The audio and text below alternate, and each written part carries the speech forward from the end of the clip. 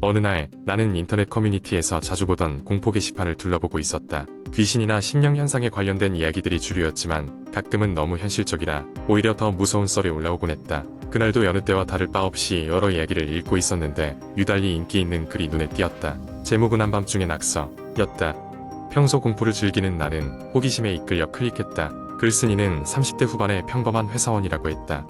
그는 어느 늦은 밤 퇴근 후 귀가하고 나서 집 앞 현관문에 알 수 없는 낙서가 되어 있는 것을 발견했다고 했다. 처음에는 아이들이 장난으로 그랬거니 하고 무시했지만 이상한 점은 그 낙서가 지우려고 해도 지워지지 않는다는 것이었다. 물로도 세제로도 심지어 강력한 화학세제로 닦아도 좀처럼 지워지지 않았다. 다음날 아침 글쓴이는 피곤한 몸을 이끌고 출근길에 나섰다. 그런데 이번에는 벽뿐 아니라 현관문 손잡이에까지 낙서가 되어 있었다. 이번엔 다소 기묘한 모양새였다. 낙서는 점점 더 복잡해졌고 불길한 느낌마저 들었다. 그는 순식간에 왠지 모를 공포에 사로잡혔다. 이번에는 그냥 넘기지 않고 휴대폰으로 사진을 찍어두었다. 그날 저녁 업무가 끝나고 집에 돌아온 그는 바로 경찰에 연락하기로 결심했다.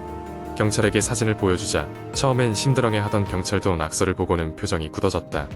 이게 며칠째 이어지는 겁니까? 라고 묻는 경찰의 목소리에는 긴장감이 배어 있었다.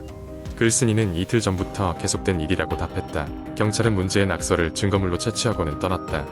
며칠 동안 아무 일도 일어나지 않았다. 문 밖에 이상한 낙서도 더 이상 나타나지 않았고 평소처럼 일상을 보내고 있었다. 그런데 어느 날 새벽 갑자기 휴대폰에 알람이 울렸다. 잠결에 눈을 떠 확인해보니 예상치 못한 시간대에 설정되지 않았던 알람이었다. 이상하게 여긴 글쓴이는 휴대폰을 들여다보았다. 그때 화면에 나타난 것은 자신의 집 현관문을 비추고 있는 CCTV 같은 영상이었다. 그는 CCTV를 설치한 적이 없었기 때문에 더욱 불안했다.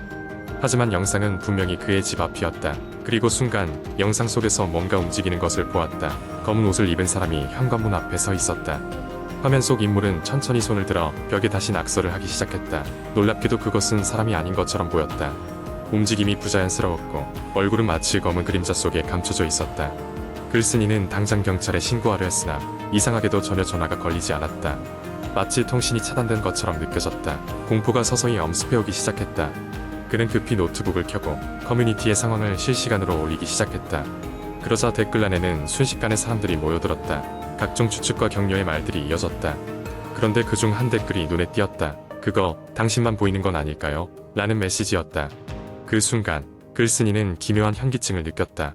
지금까지 자신이 겪었던 모든 것들이 마치 일종의 환상 같기도 했다. 다음 순간 그는 정신을 잃었고 깨달았을 때는 아침이었다. 모든 것이 꿈처럼 느껴졌고 휴대폰의 알람도 화면 속 미스터리한 현장도 모두 반복된 악몽 같았다. 그러나 그를 남긴 커뮤니티 페이지는 흔적도 없이 사라져 있었다.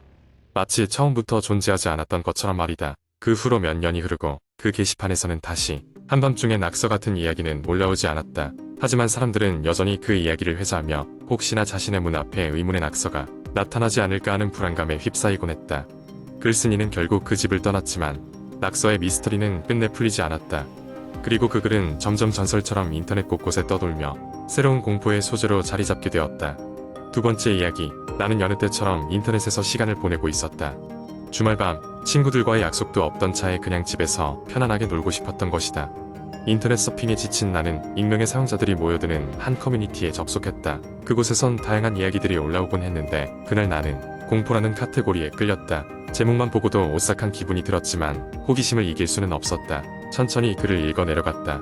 이야기는 한 평범한 가족이 시골에서 작은 집을 하나 샀다는 내용으로 시작했다. 그들은 도시 생활에 지쳐 조용한 시골로 이사를 결심했다고 한다.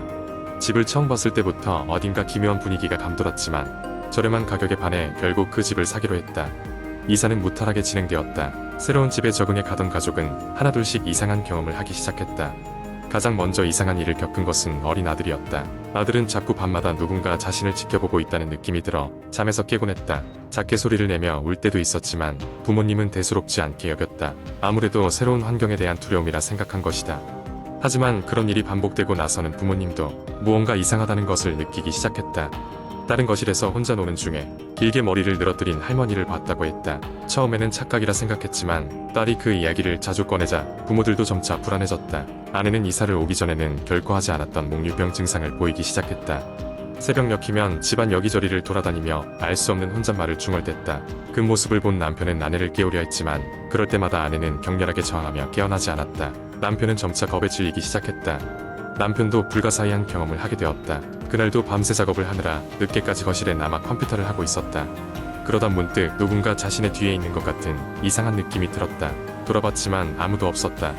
하지만 그날 이후 계속해서 같은 느낌이 들었고 가끔씩은 정말로 등 뒤에서 시원한 바람이 지나가는 듯한 오싹한 느낌을 받았다. 마치 누군가가 병풍처럼 바로 뒤에서 그를 바라보고 있는 것만 같았다. 급기야 가족들은 더 이상 그 집에 머물 수 없다고 결론을 내렸다. 이사를 결심하고 짐을 싸기 시작할 즈음 행여나 하는 마음에 동네에서 오래 사신 할아버지를 찾아가 그들의 집에 대해 물어봤다. 할아버지는 그 집에 대해 듣자마자 얼굴이 하얗게 질리더니 작은 목소리로 말했다. 오래전 그 집에는 노부부가 살고 있었고 어느 날 할머니가 불의의 사고로 머리를 다쳐 사망하고 말았다. 그 후로 할아버지도 몸져눕게 되어 결국 그 집을 떠나지 못하고 생을 마감했다고 했다. 가족들은 거듭났던 기묘한 경험들이 모두 그 할머니의 영혼 때문이라는 생각에 빠져들었다. 그날 이후 그들은 곧바로 도시로 돌아갔다. 그 집을 팔고 싶었지만 아무도 그 집을 사려 하지 않았다. 결국 그들은 집을 남겨두고 떠날 수밖에 없었다. 시간이 지나 다시 그 커뮤니티에 접속했을 땐 그 글은 이미 사라지고 없었다. 하지만 여전히 그 집에 살던 가족들의 이야기는 내 머릿속에 남아 오랫동안 잊히지 않았다. 현실에서는 있을 수 없는 이야기라 생각했지만 한편으로는 우리 주변에 정말 이런 일이 일어날 수도 있다는 생각에 섬뜩함이 가시지 않았다. 그리고 그날 밤 나는 잠자리에서 누군가 내 뒤에서 나를 바라보는 듯한 기묘한 기분에 사로잡혔다. 용기를 내서 뒤돌아봤지만 물론 아무도 없었다. 하지만 왠지 모를 서늘한 기운이 방 안을 감돌고 있는 느낌이었고 그날따라 이상하게 잠을 이루기 힘들었다. 시간이 흘러도 그 감정은 사라지지 않았고 여러 사람이 그 글을 읽고 나서 나와 같은 경험을 했다는 후기도 올라오고는 했다. 과연 이것이 단순한 헛것이었는지 아니면 뭔가 알 수 없는 것이 우리 곁을 잠시 머물다 간 것인지 여전히 답을 알 수 없었다. 다만 그 사건 이후로 나는 밤마다 문을 꼭 잠그게 되었다. 세 번째 이야기. 어느 날 내가 겪은 가장 소름 끼치는 경험에 대해 이야기해보려고 해. 나는 그날을 잊을 수가 없어. 그때는 여름방학이었고 나는 한적한 시골 마을에 있는 외할머니 댁에 가기로 했다. 그 마을은 인구가 적고 밤에는 불빛 하나 없이 칠흑같이 어두워지는 곳이었다. 할머니 댁에서도 꽤 떨어진 곳에 오래된 폐가가 하나 있었는데 그 집에 얽힌 많은 무서운 이야기들이 있었다. 할머니는 늘 그 집에 가까이 가지 말라고 당부하셨지만 호기심이 많은 나는 친구들과 함께 그 집을 탐험해 보기로 했다. 늦은 오후 친구들과 나는 플래시를 챙겨 그 집으로 향했다. 집에 다다르니 상상했던 것보다도 더욱 금산한 분위기에 압도당했다. 문은 오래되어 삐걱거렸고 창문은 거의 다 깨져 있었다. 안으로 들어가자 묘하게 냄새가 났는데 말로 설명할 수 없는 불쾌한 냄새였다. 1층을 둘러보던 중 우리는 바닥에 놓인 오래된 일기장을 발견했다. 그 일기장은 이 집에 살던 사람의 것일까? 희미한 글씨로 몇몇 페이지가 남아있었는데 그 내용은 점차 소름 끼치게 만들었다. 밤마다 누군가 창문을 두드린다. 벽 속에서 이상한 소리가 들린다는 내용들이었다. 우리는 점점 불길한 예감에 휩싸였지만 여전히 호기심이 이겼다. 우리는 계단을 따라 2층으로 올라갔다. 계단은 삐걱거리며 우리를 반겼고 어둠 속에서 조심조심 발걸음을 옮겼다. 2층은 한층 더 으스스했다. 복도를 따라 늘어선 방들은 모두 열려 있었고 그 중 한 방에서 기분 나쁜 기운이 느껴졌다. 우리는 무언가에 이끌리듯 그 방으로 들어갔다. 그 방 안에는 오래된 장롱이 하나 있었고 반쯤 열려 있었다. 안을 들여다보니 옷가지들이 너저분하게 걸려 있었다. 그런데 이상하게도 방 안에 아무도 없는데도 옷가지가 살랑살랑 흔들리는 것 같아 보였다. 우리는 서로 눈치를 보며 장롱 문을 살짝 더 열어보았다. 그 순간 등줄기를 타고 얼음 같은 기운이 흘러내렸다. 장롱 안 깊숙한 곳에는 누군가의 사진이 있었다. 오래되어 누런빛이 감도는 사진 속에는 가족으로 보이는 사람들이 서 있었는데 이상하게도 그들 중 한 명은 얼굴이 지워져 있었다. 순간적으로 그 얼굴이 내 친구 중 한 명과 똑같다는 걸 깨달았다. 그 친구 역시 얼굴이 창백해지며 이를 깨달은 듯했다.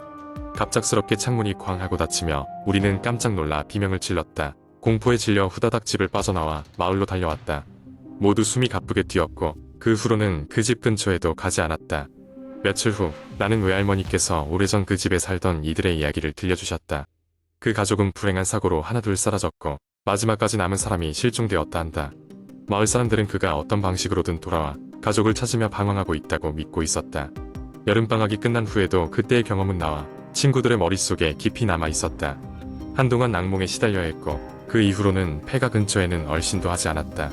그리고 사진 속 지워진 얼굴과 친구의 얼굴이 겹쳐 보이던 그 순간은 다시는 떠올리고 싶지 않다.